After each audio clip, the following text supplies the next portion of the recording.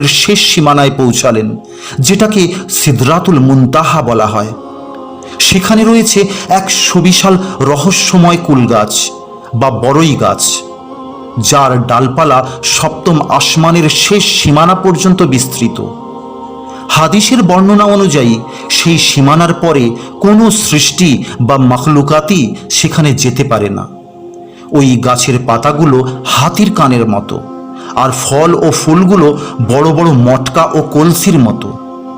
আর সেই গাছের রং অনবরত পরিবর্তন হচ্ছে।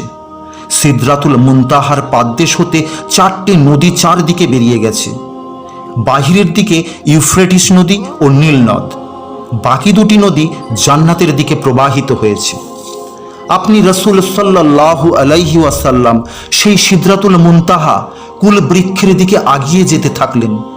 এমন এক সমতল স্থানে পৌঁছালেন যেখান